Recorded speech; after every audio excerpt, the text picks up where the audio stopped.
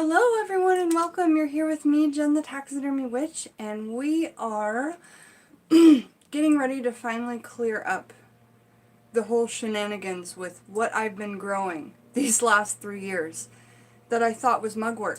And we finally were able to clear it up today because we found the seed packet. And the seed packet says this. It's the seed packet that's pictured in the photograph. And it is this seed packet, and I will read it to you. But this is one that I got shopping online, just shopping for some organic mugwort because I knew that I wanted to grow some myself. So, the most important thing is not this, because this just confused me. It says absinthe mugwort. But that's what drew me to it. That's why I wanted to get this one, because I was like, oh, I like mugwort. Oh, I like absinthe. Let's get that vibe going on. What I didn't know at the time was just there's so many different types of mugwort and how confusing it would be. Now I'm going to read the rest of the seed package to you. Absinthe mugwort, also known as wormwood. This extremely bitter, pale, emerald green plant is a constitutive ingredient of the spirit absinthe. So this is what we use in the spirit absinthe. Now, this very genus and species is what I'm growing. I checked the seed packet, and then I looked in Scotty's Encyclopedia of Magical Herbs, and when we get to that book, you guys, it's going to be so interesting. This is going to be a long video. There's so much to talk about, so much to cover. It's very slight that I'm going to be able to get to comments, but I'm glad that you guys are all here. I see your comments, and I go back and read them after the video's over so I can see myself what was said, okay? But there's so much to cover here. So on the back of the packet, it has the growing instructions, but the main thing I got from the back of the packet was the scientific name, which that is in the title of this video. It is pronounced Artemisia absinthium. Artemisia absinthium. And it grows from this seed packet, and it looks just like this. I've bundled it into some little bundles, hung it upside down on hemp twine, and I have it in my Etsy listing below. I made a listing this morning for this wormwood now that I know exactly what it is and I can do the video about it. So there's an Etsy listing below for 8 ounces, which is about 1/3 of an ounce. 8 ounces, and they won't just be random bundles, they'll be weighed. It'll be a weighed amount of wormwood. So let's get to talking all about this, and we're going to sit down. We have quite a few books to read through. We have quite a few things going on here. After this video is over, I will be doing a Patreon only video that will be making because I was reading in one of the books about something that you can do. I will be making a mugwort crown for moonworkings. It's a duality crown because it's called a king's crown, and a king is a male figure. Well, that doesn't mean that I don't want to use it. It's funny that I dried this bunch this way is because I wanted to get it with the sticks in the dehydrator, the vine, and I had to bend it to get it in the dehydrator. Then today I read about a working to make a crown, and I go, how perfect that it's already bent in the shape of a circle, you know what I'm saying? So that couldn't have been more meant to be. Finally figured out what's going on. So over here on the lampshade, you can see that I've hung some of this mugwort, and you can just put it in bundles like this when it's fresh. You guys saw me, excuse me, I called it mugwort again, wormwood. You guys saw me. I've got videos of me, you know, out harvesting my mugwort. I have to change the titles of all those videos. It's wormwood. So, but, you know, this can be confusing. Absinthe mugwort.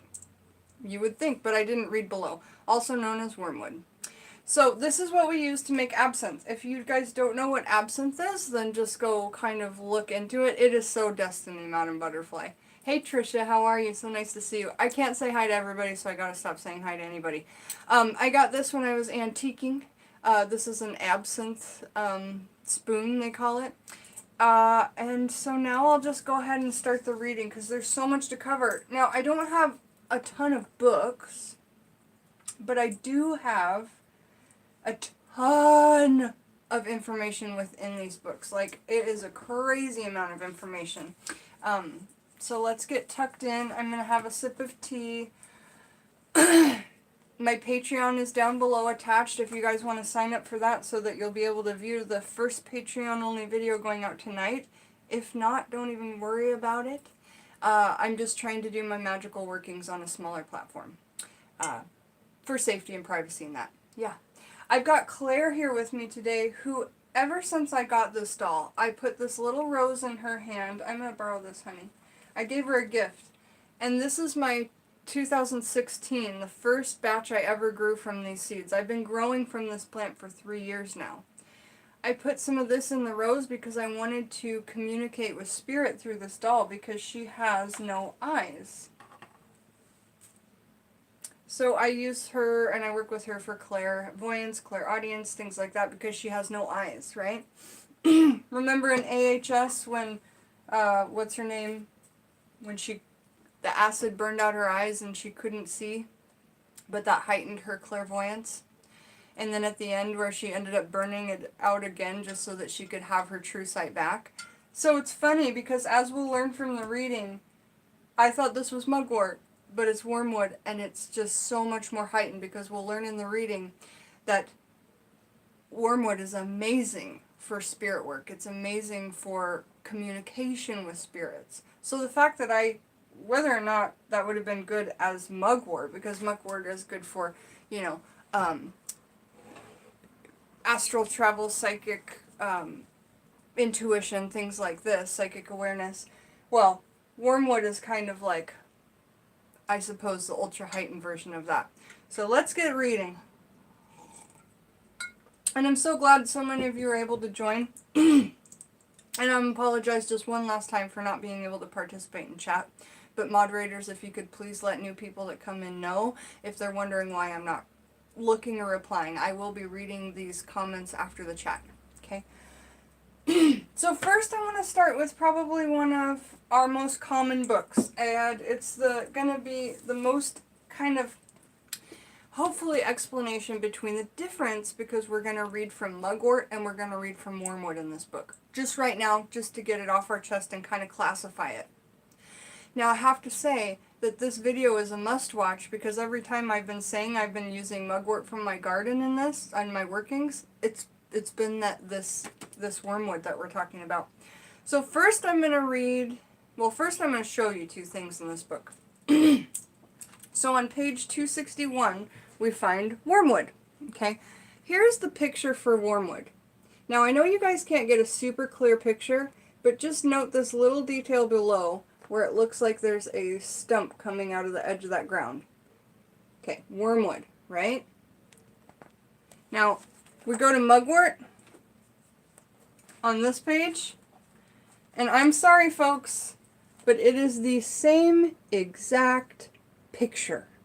It is the same exact, if you look close to those roots, it's the same exact picture. So you could probably understand just by kind of seeing that how confused anyone could be with this subject. Difference between mugwort and wormwood and that. So first I'm going to read about the mugwort. Okay? I'm just first going to read about mugwort. Artemisia, which is the same first name as wormwood, Artemisia, but mugwort, the last name is vulgaris, or vulgaris. Artemisia vulgaris. The folk names for mugwort are Artemis herb, Artemisia, felon herb, muggins, naughty man, old Uncle Henry, sailor's tobacco, St. John's plant. The gender is feminine for mugwort, the planet is Venus, element is earth, deities are Artemis, and you see that right in the first part of the name, Artemisia, Artemis. Deities are Artemis and Diana. Powers, strength, psychic powers, protection, prophetic dreams, healing, and astral projection. This is for mugwort. And then it goes on to tell a bunch of magical uses. We're not going to get into those because I've done mugwort videos. I've already read this section to you guys multiple times. And most of you do have this book that you can refer to at any time. If you have no other book on herbalism, this is what I tell you guys to start with.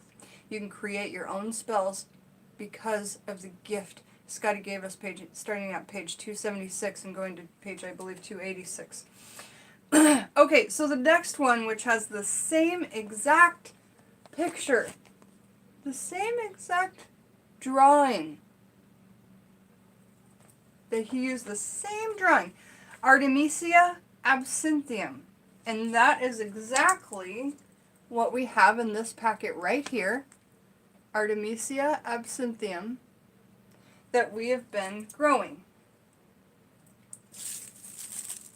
And I have so much of this, you guys. I have just an abundance.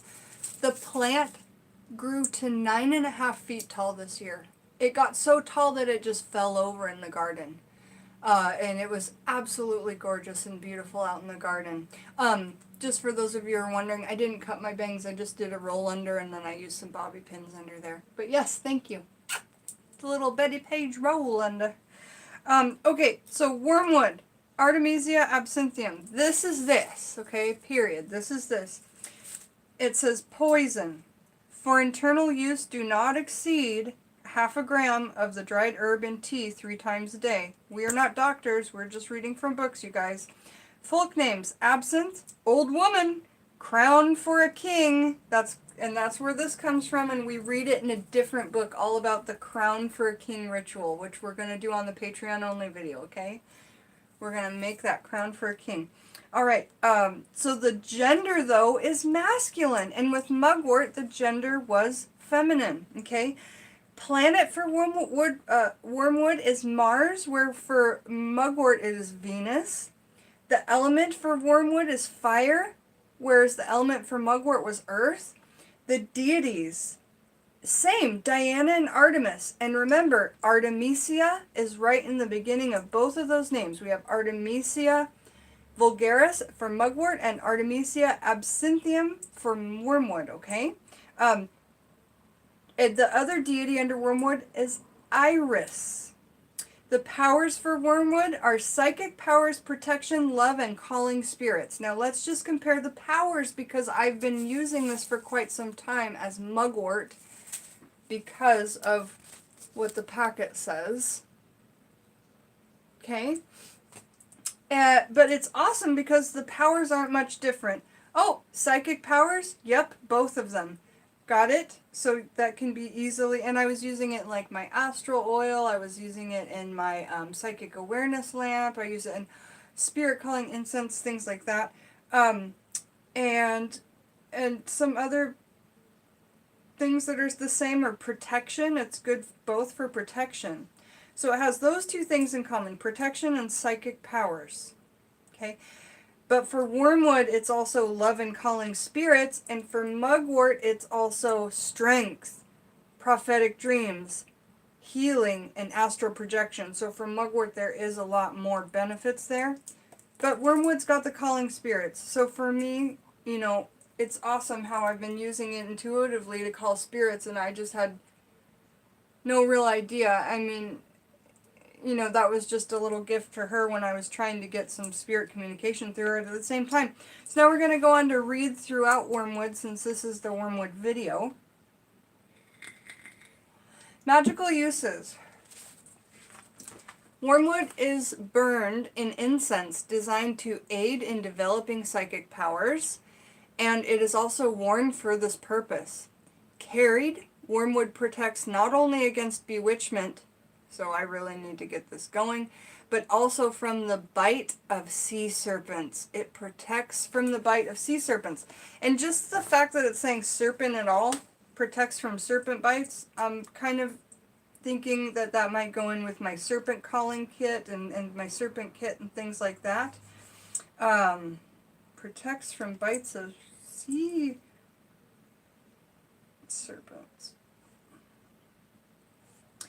Also, according to ancient traditions, wormwood counteracts the efforts of poisoning by hemlock and toadstools.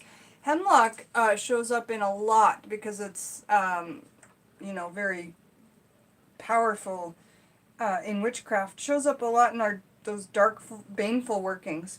So yeah, it will reverse the effects of poisoning by hemlock and toadstools.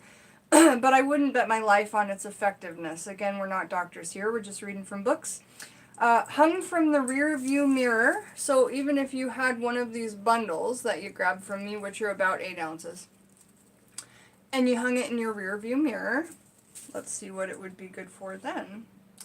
Wormwood protects the vehicle from accidents on treacherous roads. Wormwood is also sometimes used in love infusions, probably because it was once made into an alcoholic beverage called absinthe. It still is today. It was just way more popular before. This highly addictive and dangerous liquor is now outlawed or banned in many countries, but the reputation lingers and wormwood is still used in love mixtures. One such use is to place it under the bed to draw a loved one. So you could grab a bundle of this or just a little bit of it or make an amulet with it and place it under the bed to draw a loved one. You guys, I have about 25 of these bundles plus more in the garage that's drying now. I mean, I just have an insane amount this year. And every year, my girl gets bigger and bigger and bigger every single year.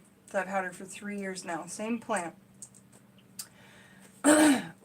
This highly, yep, we did that. Wormwood is also burned to summon spirits. It's sometimes mixed with sandalwood for this purpose. I have sandalwood, so if you want some incense like that, you can message me in my Etsy shop down below. If burned in the graveyard, if you burn wormwood in the graveyard, the spirits of the dead will rise and speak, according to old grimoires. So that would be some pretty cautious work there. I would make sure that you've taken precautions, educated yourself to the highest extent. I mean, the last thing I would want for any of my friends and family members is for something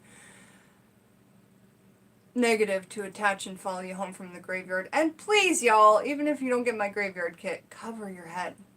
Cover your head! Alright, so yeah, wow. If burned in the graveyard, the spirits of the dead will rise and speak, according to old grimoires. So that is what we get for wormwood and mugwort in the Encyclopedia of Magical Herbs. And they use the same exact picture for both of them. So I just want to say that Artemisia, the plants must look, very, very similar. So let's move on from Cunningham's Encyclopedia of Magical Herbs and go to one that I found really...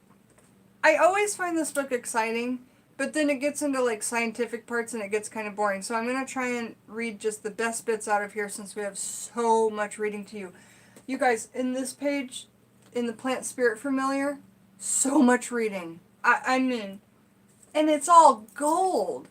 It all just resonates so well, makes so much sense, and I was really excited to do this video today. So this book I got when I was just in a secondhand bookshop called, here in the Northwest, it's called Half Price Books. And I don't know if it's like that in other places. But anyway, it's called The Magical and Ritual Uses of Aphrodisiacs by Richard Allen Miller. It might be on Thrift Books. It's worth a check out. It's super cool. I love this book.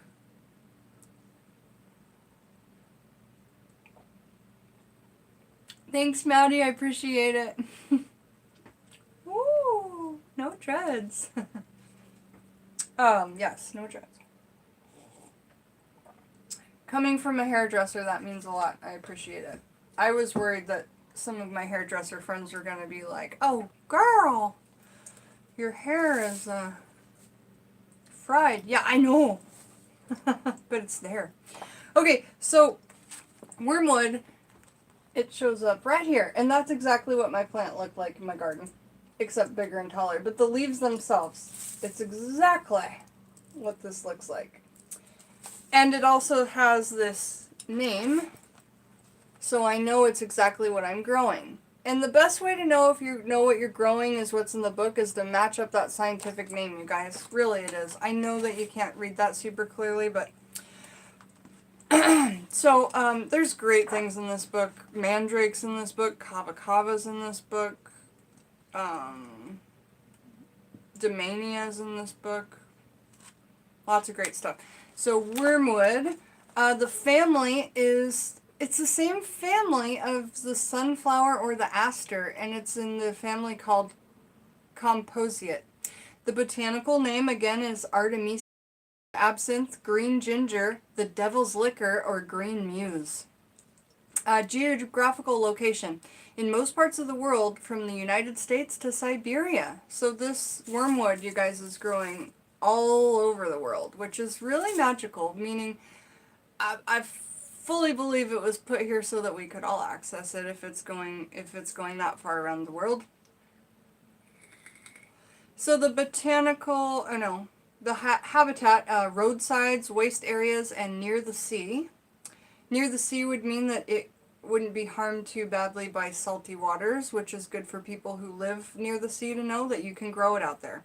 Botanical description: a silky perennial plant supported by a woody rootstock. And I'll show you that rootstock. We're making a crown on Patreon after this. Here's that woody rootstock. And as I put them in the dehydrator, they dried this way in a bent form.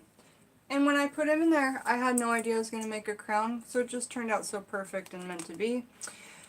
A silky perennial plant supported by a woody rootstock, producing many bushy stems that grow from 2 to 4 feet in height. Okay, mine got over 9 feet tall. The stems are whitish and are closely covered with fine silky hairs. The leaves are also hairy, and what they're talking about hairy leaves is this, you guys. If you look real close, these leaves do look a little bit hairy, don't they? But it's just kind of how that, how the plant grows. And it's interesting, and I like it. Oh, and here it says, many blunt lobes of an irregular greenish-yellowish color that are arranged on an erect leafy flower stem. The leaves and flowers have a very bitter taste and are a characteristic odor. History: the genus is named Artemisia after Artemidas, and I'm sure that you guys probably would have guessed that when we were reading the botanical name. Artemidas, Artemisia. So Artemis absinthe is what this is breaking out down to. Artemisia absinthium. Artemis absinthe. So for those of you who work with Artemis, as well as Diana, because I believe Diana is a form of Artemis, that would be lovely for you to have wormwood on your shelf. So here we go. Artemisia, from Artemis, the Greek name for Diana, goddess of the moon. Here we go.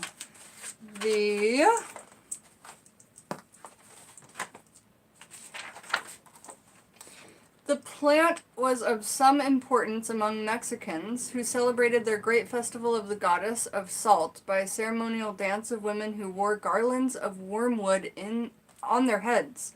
So I'm going to note that too, because you know what? The other one is called a king's crown, and it's for like moonlight blessed rituals, etc. But now this is talking about in Mexico it's of importance because women would dance with garlands of wormwood on their heads. I love that.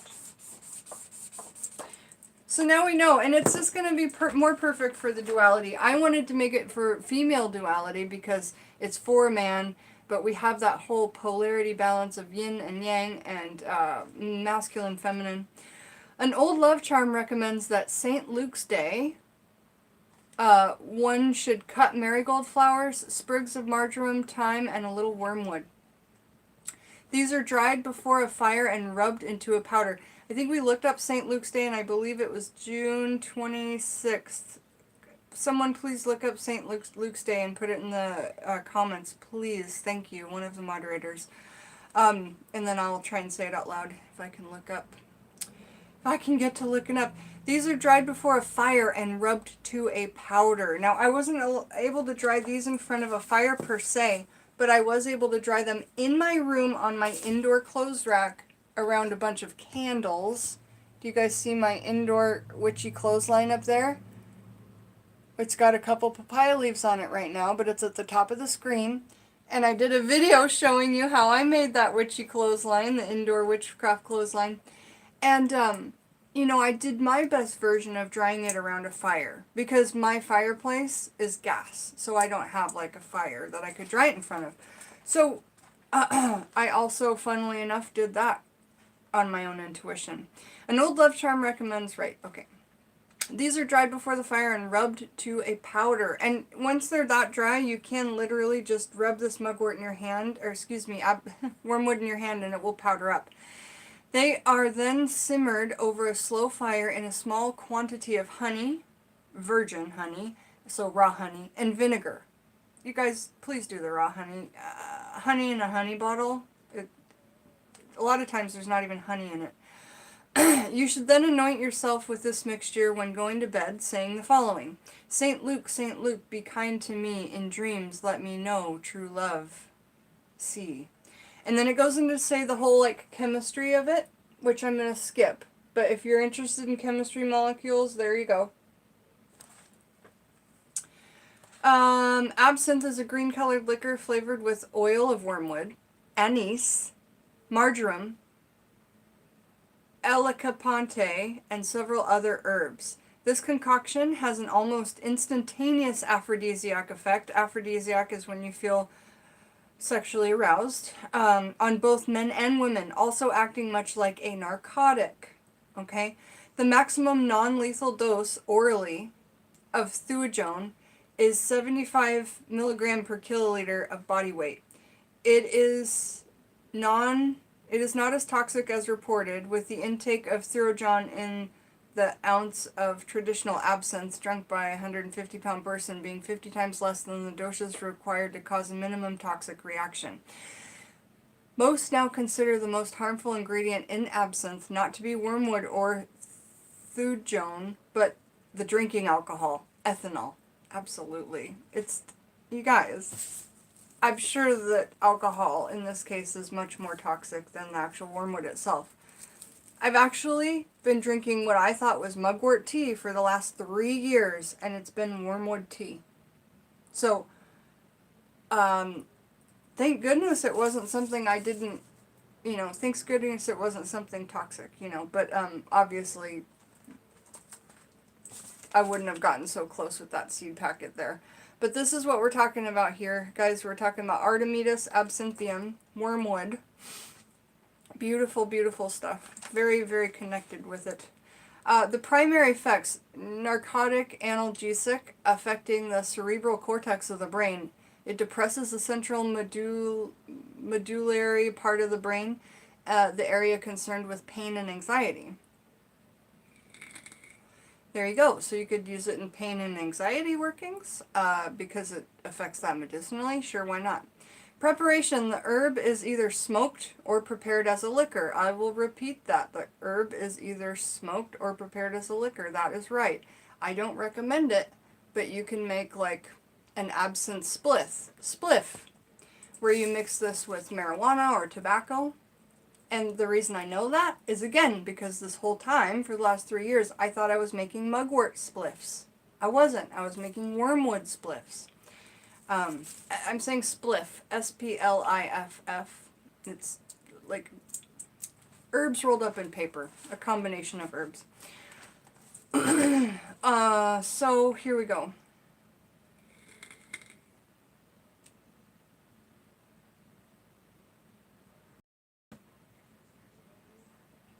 So the liquor that you get in the United States that is sold as absinthe is 100% thuojone free. Because vermouth also contains thuojone. Oh. When wormwood is used in vermouth and is extracted, it is a wine of low proof. A minimum percentage of thuojone is present. However, when wormwood is macerated, so like in a mortar and pestle, for 48 hours, when wormwood is macerated for 48 hours or longer in neutral spirits and then is redistilled, the result is a higher percentage of thuojone. Thuojone is not soluble in low proof. The higher the proof, the higher the concentration of thuojone. It is these minute percentages of thuojone in vermouth that give the martini its aphrodisiac reputation. Anise or Pernod has often been substituted for absinthe in the marketplace. Pernod does not inebriate a person as quickly as absinthe, being 40 to 50% alcohol, but it tastes much the same, except for the anise used to replace the banned oil of wormwood. It contains all the same ingredients, yet the essential theogen is conspicuously absent. Ritual use. Absinthe, an alcoholic decoction of various herbs. And again, you guys, this is not a witchcraft book. This is just a book that any old person would get to learn about aphrodisiacs. It does say I super apologize. It says right here, the magical and ritual uses. This is a witchcraft type of book. So take away what I was saying there. Ritual use. Absinthe, an alcohol decoction of various herbs among artists, writers, and poets of fin de siècle Paris during the Impressionist movement. It gained quite a reputation as an aphrodisiac as well as a source of artistic inspiration. And that is why it was called the Green Muse of France, I would believe. Prior to this period, painting was rigidly controlled by the aesthetic criteria of the Classical Academy style and largely by old masters of the Renaissance who took their impression from classical Greece. The Impressionists broke with this style by trying to capture the essence of a scene through the play of light and color. Absinthe was instrumental in helping to create this revisioning of artistic style. Degas was one who used and knew his absinthe. 10 years before he painted Absinthe Hours, we'll have to look up that painting, you guys. It's spelled Absintheurs. Absintheurs.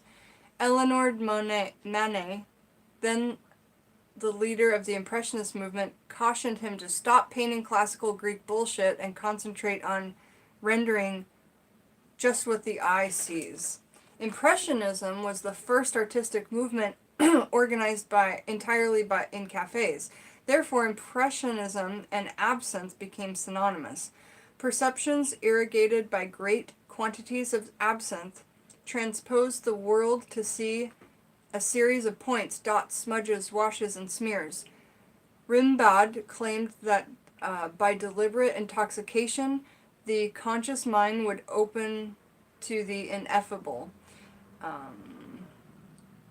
This point is debatable, but the narcotic properties certainly produced a vivid imaginary state, while the removal of pain and anxiety might have lent and driven the artist a taste of euphoria. By drinking absinthe, it was alleged that the poet would achieve a fusion of all the senses, a perfect in which you could compare to a dream. When the poet dreams of his true love, it generally means his muse or his art, and he is a very devout lover. By tradition, the time between 4 and 6 o'clock in the evening was designated the hour of aptiferet, and the power of aptiferet was to drink, of course, absinthe. So that's the most classic time to do that, was between 4 and 6 o'clock in the evening. Interesting. The flavor vantage points for being seen and people watching were along the sidewalks under awnings. A waiter would appear when you called, "Garcon! Garcon!" He would squeeze through the crowd and place an empty tumbler on the table in front of you. Inside was a small jigger containing an ounce of dark green absinthe. This was 136 proof and considered much too strong to drink unless diluted. The ritual continued as the waiter then dripped water into the emerald elixir until it overflowed from the container on to the other. One container to the other. This changed the color from luminous green to a milky opalescence. The ceremony continued until the jigger held nothing but clear water. This meant that the contents of the tumbler would be 5 parts water to 1 part absinthe. This was considered the proper aperitif for all occasions. Aperitif. Because of the modern reductions on the use of absinthe, the Wormwood products are easiest access to the state of consciousness embodied in Impressionism lies through appreciation of the art and the period. maybe you and your loved, well, I've been making wormwood tea. I can't call it like absinthe, but however, I could make absinthe. I have liquor. I don't see why I couldn't do it. Perhaps a trip to Paris could be an aphrodisiac in itself. Note of caution, excessive long-term use of absinthe may be habit-forming and debilitating. Ingestion of the theurgone or wormwood volatile oils as a tincture may cause gastrointestinal disturbances and convulsions due to the theurgone. Theurgone is still present today in vermouth, just so everybody knows. That's probably why they use so little. It's legally permissible as in quantities of 10 ppm. There are 60 ppm in the theurgone of absinthe. So 6 times as much as what's legally allowed. So that is what we found in this book, and I mean, that's absolutely amazing information. Great contents in that book, learning about wormwood. And let's see. Is everybody doing okay? Is the chat doing okay? Hello to everybody who's here. Thank you, mods, for being here and helping me. One last thing I want to say, because I don't know if it'll be addressed. This after that whole impressionism stuff happened and the ritual that we just read, then came along more of a newer ritual which applies this spoon, a sugar cube, lighting the cube on fire. So you get a glass. I believe this is how it goes. This is how my brother did it for me on my 21st birthday, and he had a friend who made it himself in barrels. Okay, so you get this spoon and you put it over like a big little like 4-ounce glass, okay? And then you put a sugar cube on it. And then you take your absinthe and you pour it over the sugar cube. So now the sugar cube has liquor on it. And then now the glass has a little bit of absinthe, right? Like half full with absinthe maybe. And then you take a lighter and you light the sugar cube on fire and it will flame. Okay, now apparently there's some kind of chemical reaction that happens with the fire here at this point that can like heighten the experience. So you light the sugar cube on fire, let it burn for a while. When it gets to a point, and I don't know what that point is, maybe where the sugar is starting to burn, then you take water and you put it out, you put the water over the sugar cube to put out the fire, and then you take the sugar cube and you stir it into the whole thing. Because it's just been on fire, so it's melted down. And you take it and stir it all in. And then you take it as like a shot. And that's kind of, from what I remember, because it's been a while since I've done that, kind of the more modern way to use modern ritual for absinthe, okay? And not a ritual like a working, like witchcraft working, but a ritual like a drinking ritual. Like, my morning coffee ritual is to put this and this in my coffee, you know.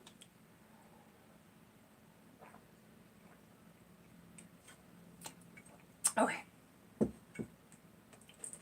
So, that's this book done, and I just really absolutely love this book. Now we're on to... Let's just do this one quickly to kind of get it out of the way. It doesn't say much, but Earth Power brings up Wormwood once or twice, or just once. Wormwood. Comes up on page 165 under Appendix 3 Herbs for divination. Okay, so, and we learned that already when we read through... No, we didn't read that. We read psychic powers, astral travel, etc. So in Earth Power, he's now adding in divination to that. Next book. Let's take Scott Cunningham's Magical Household and see where Wormwood comes up. Again, you guys, Wormwood that I grow out in my garden. If you want to buy some, there's a listing in the description below for my Etsy shop. For 8 ounces, which is about the size of this little bundle here. Okay, but I do weigh them. Alright, so it shows up on page 99, and it says... It's talking about... it's in the section called The Garage of this book. they take the whole household and they break it down. The kitchen, the bedroom, the bathroom, the garage, So this is in the section of the garage. And it says that they're making sachets for protection. And this one says, 2 herbs are hung separately from the rear view mirror for specific reasons. Wormwood protects the car on dangerous roads, which we already read in his other book, while plantain, which is like a giant banana, guards it against negative energies that may travel the streets. I have both those things dried. If you guys need a plantain and wormwood car rear view mirror charm, you just hit me up on my Etsy shop and we'll make it for you. Okay. Meanwhile, that's all that it had to say about that.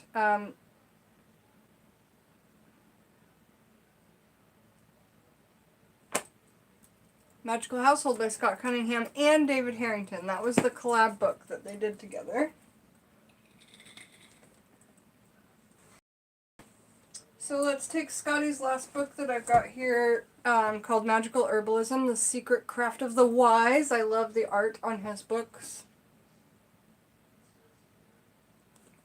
And it shows up on quite a few pages in this book, so we'll just go through them all. First, it shows up on page 64 in the section of divination, and it's talking about herb scrying. And it says, get a small quantity of dried patchouli, mugwort, or wormwood. Crumble the herb between your hands until it's finely diminished. Next, pour it into a small square pan, glass or ceramic, light yellow candles, and place the pan on your working area. Close your eyes, extend your index finger of your weak hand, and gently touch the center of the pan with its tip. Move it at random in the pan, shifting from one direction to another without conscious pattern. Keep this up for a few minutes. Now remove your finger, open your eyes, and interpret the symbols you have just written in the herb. If desired, scrying incense can be burned during this rite. It may be repeated several times.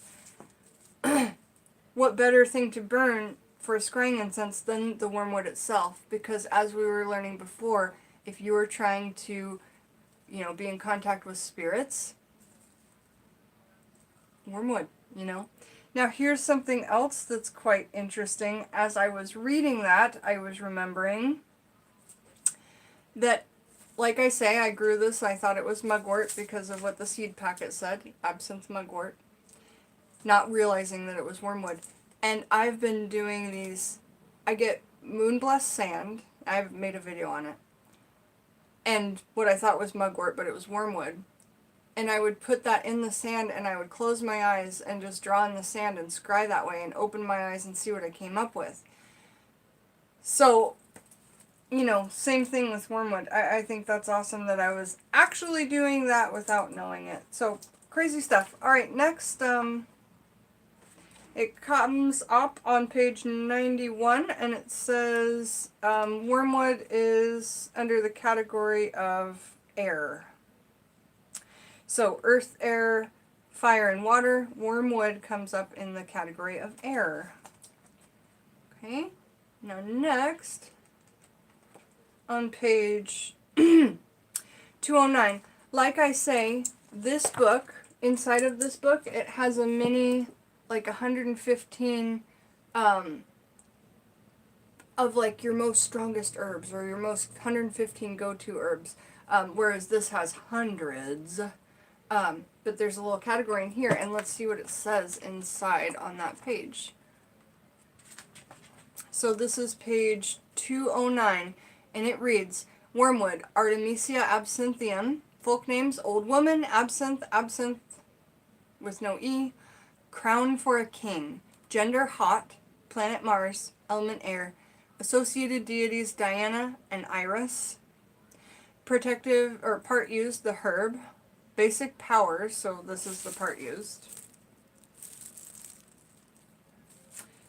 Basic powers, clairvoyance, and protection. What did you say? Clairvoyance? That's what I'm talking about, right here. I named her Claire, obviously, so I could get more in touch with my clairaudience, my clairsentience, and, I mean, there's no words. You guys understand what I'm trying to say. And out of all my dolls, I feel like I get the most clairaudient communication with her. So, I would say if you guys need to even open up the back of your dolls in the back and stuff in some mugwort, excuse me, or wormwood, stuff in some wormwood, that would be an amazing way to try and get some spirit communication through the doll itself. And I know a lot of you want to do that. I have people ask me every day, do you have spirited dolls for sale? I don't know. You know, do I have them for sale? No. Do I have spirited dolls? I don't. But I believe that you can call spirits into dolls, and I've been working with doing that quite a bit. And for the 3 things I've been working with, 3 dolls and then 4 or 5 pieces of taxidermy, I've had quite a huge success. Oh yeah, awesome, Kirsten, you bet, hun. So the basic powers, clairvoyance and protection. Specific uses. Once burned in all incenses designed to raise spirits. Now it's used in clairvoyance and divinatory incenses, especially in combination with mugwort. There you go. As well as in exorcism and protection blends. Throw into fires on Samhain or Halloween to gain protection from the spirits roaming at night. Burn while using the pendulum. Fumigate to raise spirits if you must. What does fumigate mean, you guys? I believe it means fill up a room with smoke. Well, you know, you're inside there too. I do believe that's what fumigates means, if I'm not wrong. Because, you know, like, don't you fumigate with a bug bomb or something? I fumigate with frankincense in my addiction workings for myself and other people. If fumigate's the right word. Now, the last part that it comes up on and brings up wormwood in this book is, I believe it's the last part, is on page 232. And it says here, following is a list of some magical names of herbs along with their more common ones. Knowing these names may not give you additional power, but reading them is like taking a walk through a witch's garden. And to the keen eye, the old names reveal magical uses and a good deal of folklore. And right there, for wormwood, it's crown for a king. And we saw that brought up in a couple of those other books. One that wasn't even written by Scott Cunningham. It came up in the aphrodisiac book. So immediately I decided to do this Patreon video for this crown working. For this wormwood crown, king crown. Helping with duality, to go out and do moon ritual work, etc. That masculine and feminine duality and balance. So that all was from Magical Herbalism. Great little book there. Next book, let's read from this one and kind of get it out of the way. There's not much to say. This is my medicinal book. Again, we're not doctors. We are just here reading to each other, figuring out how we're going to live our lives. Yeah. So, there is a category called bitter. What is a bitter? And it says, these are the proof of nasty tasting medicines being good for you. The bitters are herbs that have a predominantly bitter taste. They can range from quite mildly bitter remedies such as yarrow and dandelion leaf, yarrow is bitter, to the profoundly distasteful such as rue and wormwood. I'm sorry, but because I thought this was mugwort for so long, I've been using it in teas. I don't find it terribly bitter. It's more bitter than like my fig leaf tea and probably my flower teas and things like this. But I don't find it too terribly bitter. So that's a benefit for me. Everybody's got a different tongue and how we break the code of taste, if that makes sense. And that's all that it says about it. Is just it brings up that wormwood is bitter in the herbal handbook. So it's not giving any medicinal remedies, which is crazy because wormwood is so good for whacking out worms and parasites in the body and such. So look into that if you're trying to do any kind of parasite cleanse. I'm not a doctor. Okay, next book.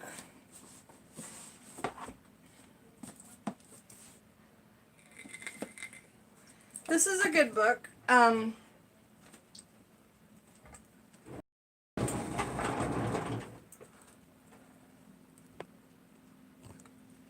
I do stand-up sit-downs because sometimes my back gets a little bit fussy, if anyone was wondering what was going on there. So in this book, it talks about wormwood in 2 different places, and if it starts to get boring, I'll just kind of float along. But it's going to talk about wormwood, and I'm going to read about it. And this book is called Tyler's Honest Herbal, A Sensible Guide to the Use of Herbs and Related Remedies, the 4th edition.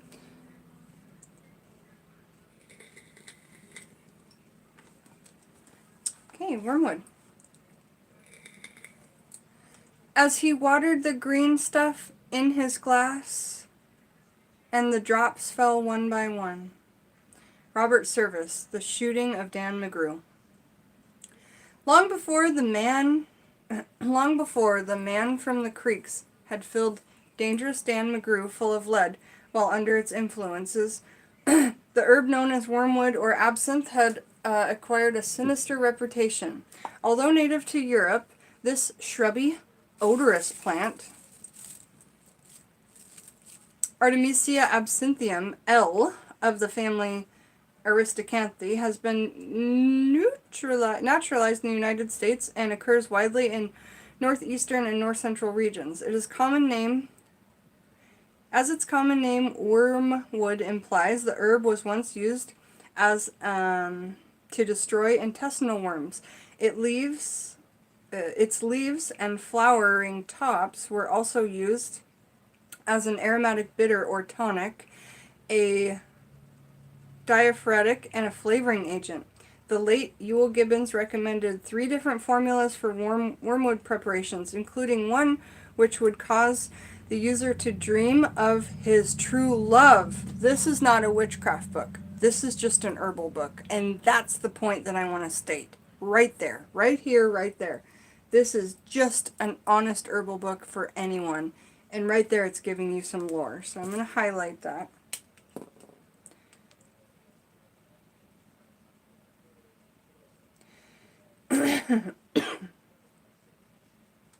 The late Ewell Gibbons recommended 3 different formulas for wormwood preparation, including one which would cause the user to dream of his or her true love. That's the second one.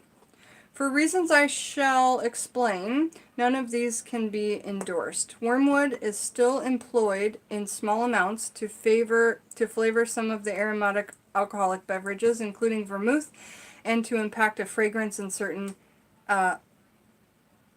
liniments. Wormwood acquired its sinister reputation as a subtle poison when it became the principal flavoring ingredient in a 136 proof alcohol beverage called absinthe. The green-colored aperitif was too strong to drink straight, so most tipplers diluted it with water as described in Service's poem. And that was the first thing we read. As he watered the green stuff in his glass, and the drops fell one by one. Okay. This green-colored aperitif was too strong to drink straight, so most tipplers diluted it with water as described in Service's poem. It was the in beverage served at all the sidewalk cafes in Paris around the turn of the century. Then one absinthe addict, Vincent van Gogh, yes, Vincent van Gogh, sliced off his own ear and mailed it to his lady friend. Another, yeah, but there were also a lot of poisons and paints in those days. And they had like lead-based paints, I believe, all over their hands and such. So there may have been other things that went into the insanity of some of the painters and artists. I'm just saying as a guess. I don't know. Another, John Landfray, murdered his pregnant wife, 2 daughters, and then attempted suicide while under its influence. Wow, that's horrible. That's horrible. And the Impressionist Edgar Degas painted a truly haunting portrait of 2 hollow-eyed absinthe drinkers seated at a table, oblivious to all around them as a result of the toxic beverage. Practically every civilized country in the world banned the preparation or consumption of absinthe. France, which had prepared most of it, and which had consumed 2/3 of the world's supply, geez, France is not that big, was among the last to do so in 1915. So that was a late outlaw in 1915. The principles, Absinthium and Absinthium, are responsible for bitter taste of wormwood, but its pleasant aroma is due to the volatile oil that's contained in the herb, and a concentration ranging between doodaloo and doodaloo. The oil in turn contains to 3 to 12% of thurajone. We already talked about thurajone, so I'm going to skip that stuff, hon. Only in the past 25 years have scientists been able to offer an explanation for the difference between the relatively large doses of thurajone required product toxic. We did that. A lot of people say the effects are like THC. They propose that thurajone extorts psychotomotic, mind-altering effects by reacting with the same receptor sites in the brain as THC or marijuana. This hypothesis is supported by observing the same mind-altering effects induced by drinking absinthe and smoking marijuana. So they were doing studies by setting two people side by side, probably, and observing their effects. Also, thurajone and THC do not have similar comolecule geometries and similar functional groups to fit a common receptor site, so more about that. Wormwood has no place in modern phytomedicine, they say. And then it gives a bunch of references. But there's a good amount about wormwood in there, and we even found a little bit of magical lore in a regular book, and I just absolutely adore that. So next there's this big old Tyler's Honest Herbal Summary Chart, and it gives you some herbs and then a table over, and I will just go with that. So wormwood is the common name. The source is Artemisia absinthium. Everybody say it. Artemisia absinthium. Artemisia absinthium is wormwood. Is anybody else seeing me buffer?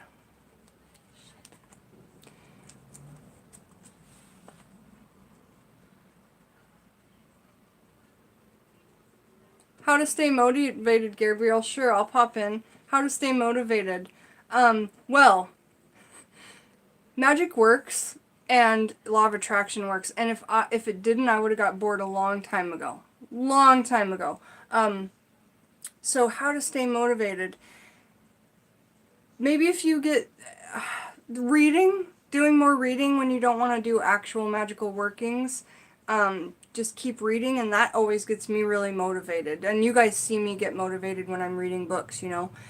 So maybe more reading, more research onto like other paths, maybe. Maybe right now you just haven't found the path that excites you the most.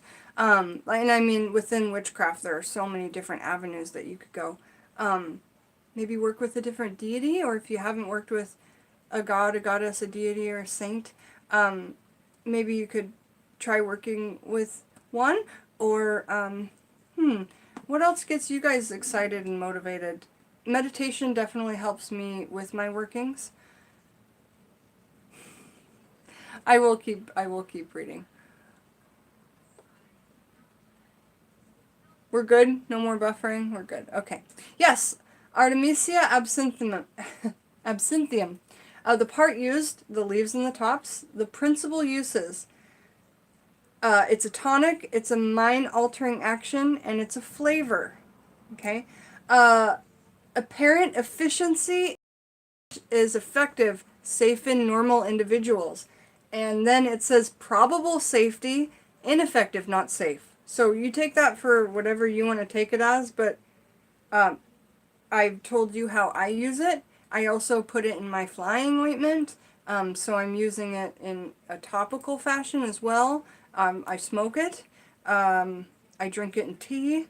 The only thing I haven't done with this yet is make a tincture, which I guess you would technically call absinthe. So, believe you me, I will be making tinctures with this wormwood, but I want to get a quality alcohol that I don't mind drinking, you know. We'll see. I have to look into do that. But this is the information that we got from Tyler's Honest Herbal. Thanks, Tyler, for being so honest about your herbals, hon. We appreciate it.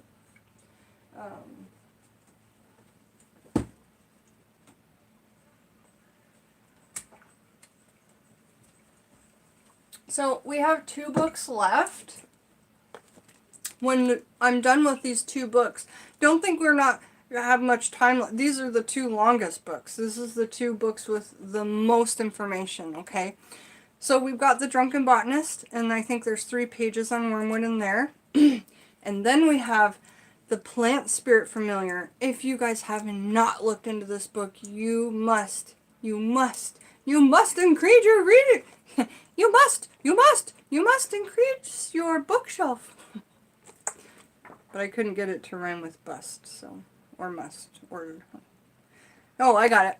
You must increase your lust for books. You must increase your lust for books. You must. Do you guys like that? Is that a good one? I thought it was cute. Boo-boo. So we'll start with The Drunken Botanist, and we'll end with The Plant Spirit Familiar, because it's seriously so amazing. And it's gonna just have so many points that are gonna blow our mind. Like, mind-blowing stuff. We must increase our lust for books. We must. Okay. So, The Drunken Botanist, The Plants That Create the World's Great Drinks by Amy Stewart. This book is fun for anybody, whether you drink or not. It's just fun for anybody to learn about the histories of things. Jen has covered a lot of different things. Oh, in my old videos, right.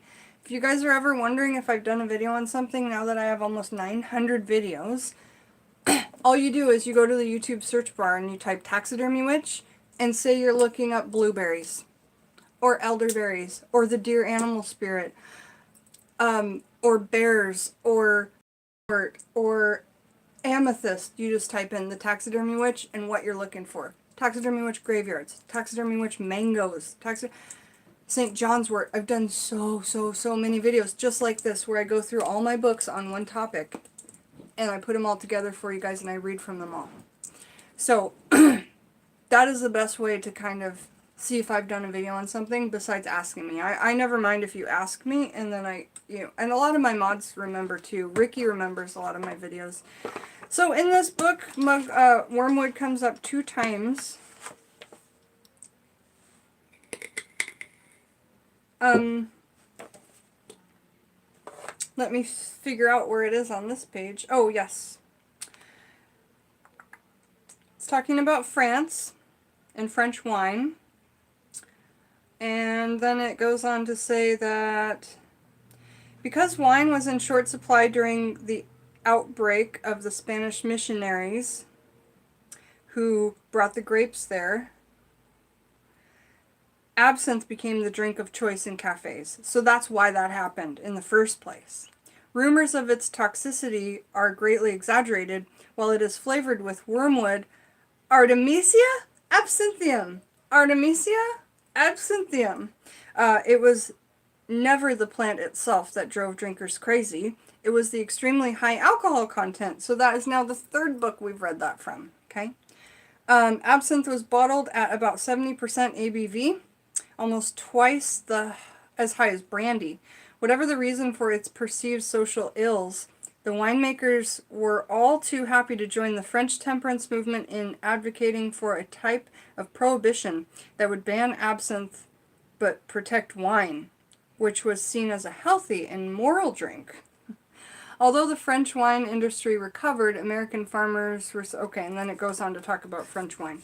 But I thought that was a great, just, little tidbit of information there that kind of re-solidified from another author what we were reading. Because if you read it from one author, you're like, okay, sounds good. You read it from 2, you're like, I think that must be real. 3, 4, 5, you start to see it as fact, or at least I do.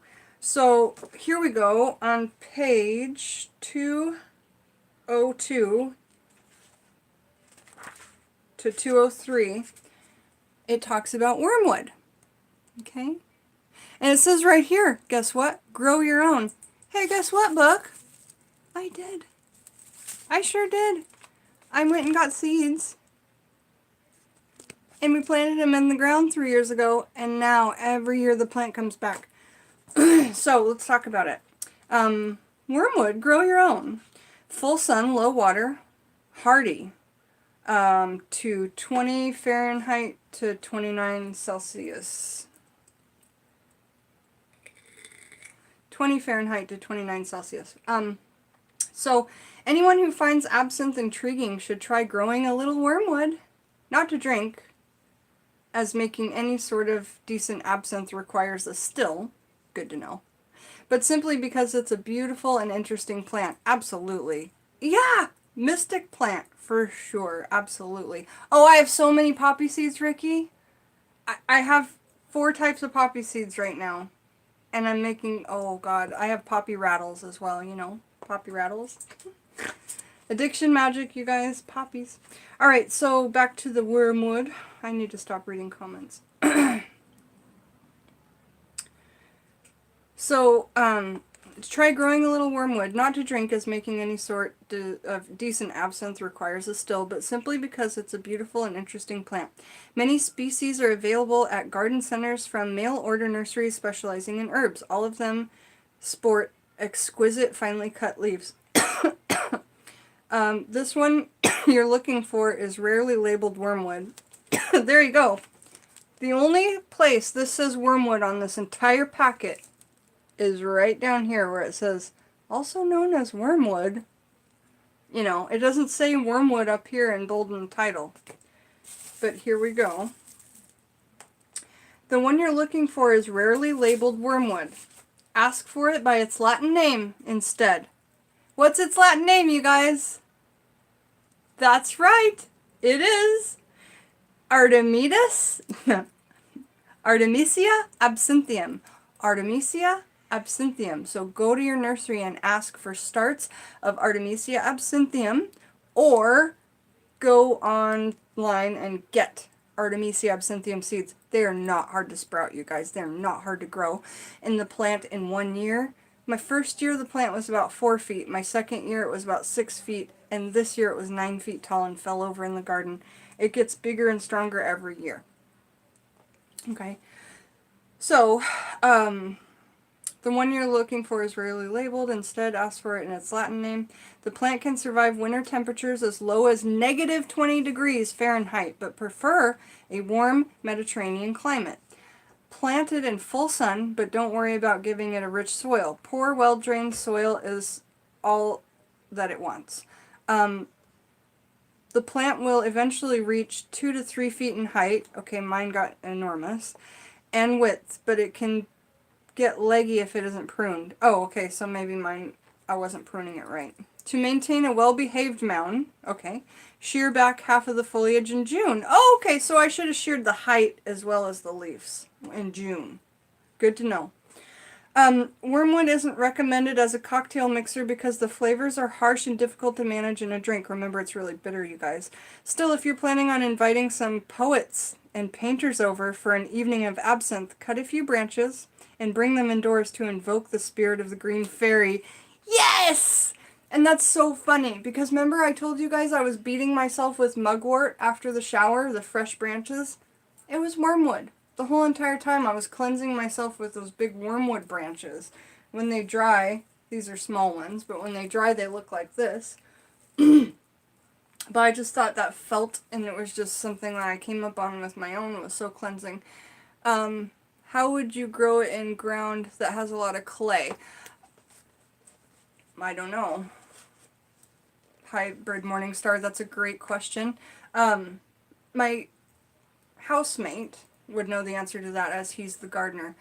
A lot of clay. Maybe you could go get some dirt from the nursery and just kind of mix it in with your clay dirt. It says it needs drainage, right? Yeah, well drained. So you'd want to get kind of rocks in there to kind of aerate it, I would think. But I'm definitely not the gardener here. I'm just the one who kind of like, it's not hard to grow if you plant it in this like soil, but you know, Alex is the true gardener. So I will ask him on that for you, absolutely. I will find out about how we would take care of the wormwood in soil that has lots of clay. And I'll put that in one of my videos to come up. Okay, wormwood isn't recommended. We said that. Okay, like many medicinal tonics, wormwood wine eventually became a recreational drink, vermouth. Wormwood also added a bitter and antimicrobial element to the beer before the use of hops, and it was put into a wide range of Italian and French liqueurs.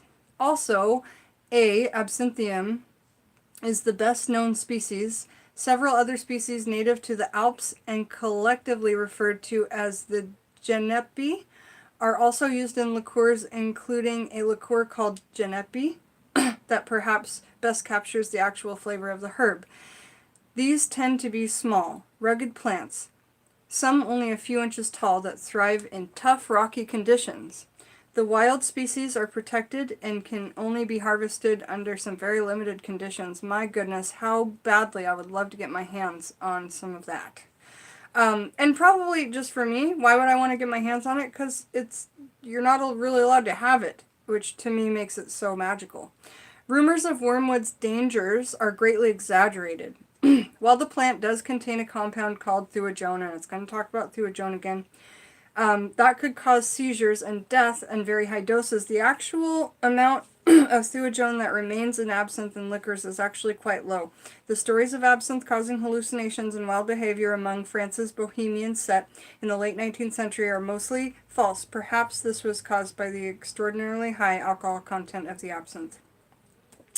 It was traditionally bottled at 70 to 80% ABV, making it twice that of gin or vodka. Absinthe is legal today in Europe and the United States and many places around the world. Some governments regulate the amount of thuojone that may be present in the finished product, and that's probably why my brother says, yeah, the absinthe we get in the store is not absinthe, though. It's probably because of how much of that is present, I'm guessing. This in spite of the fact that many other culinary plants, including sage, are at even higher in thuojone and aren't regulated at all. So, you know, sage, this is white sage, it's not regulated, but it's gotten even higher thuojone. And when we get into the next book, it's really going to touch on that. So, we're already on to the last book, you guys. That was The Drunken Botanist by Amy Stewart.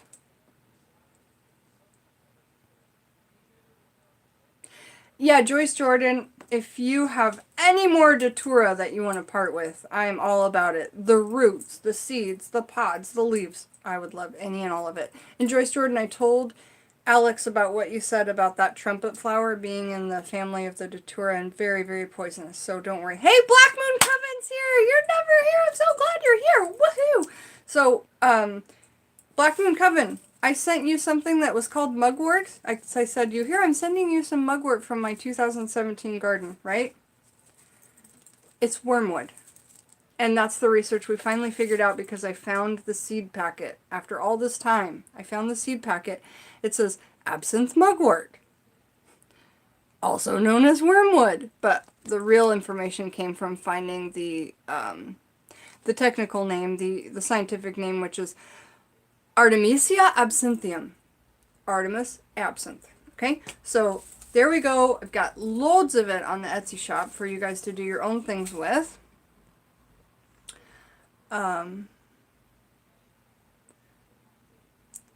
And Nissa, if I gave you something that I said was mugwort and it wasn't a puffy little fluffy little ball, then it is wormwood.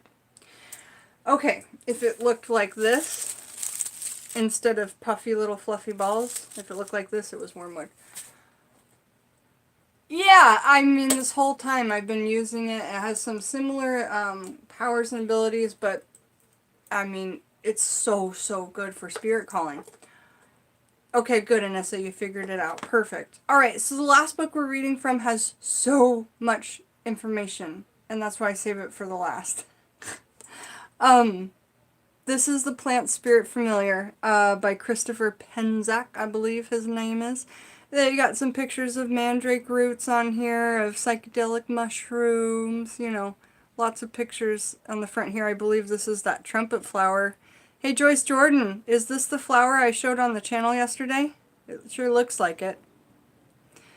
So lots of little things in the picture here. There's the mandrake root.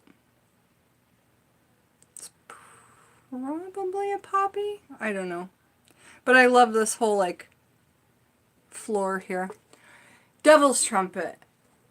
I think that's what it might be called. Joyce Jordan's going to tell us. Hybrid Morningstar says, I have devil's trumpet.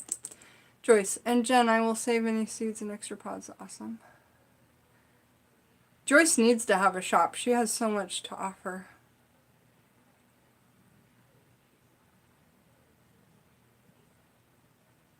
Oh, they're cousins. Okay, great.